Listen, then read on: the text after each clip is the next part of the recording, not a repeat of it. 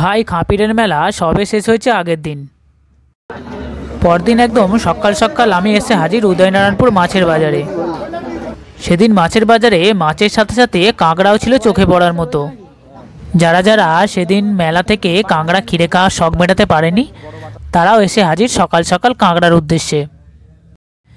কিংবা যাদের কাঁকড়া খেয়ে বেশ ভালো লেগেছে খেতে, তারা আবার এসেছেন নতুন করে কেনার জন্য। বাজারে সেদিন এই ধরনের সামুদ্রিক কাঁকড়াগুলো পুনরায় দেখতে পেয়ে বেশ আনন্দ লাগছিল মনে। পুরো যেন মেলার মতোই বিভিন্ন সাইজের, বিভিন্ন মানের, বিভিন্ন দামের কাঁকড়া দেখতে পেলাম।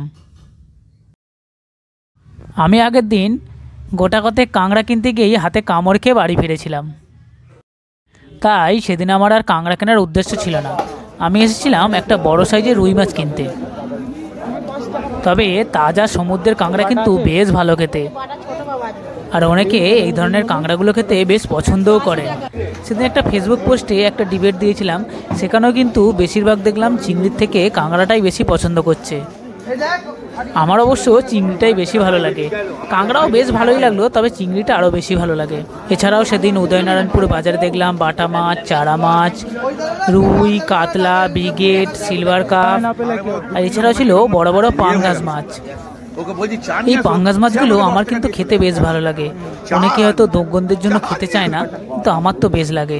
ছেলেবেলায় আমাদের ঘরের সামনের একটা পুকুরে বেশ পাঙ্গাস মাছ পড়তো, আর সেগুলো বারবারই জেলেকে বিক্রি করে দিত। আমার তো মনটা খুব খারাপ হয়ে যেত তখন।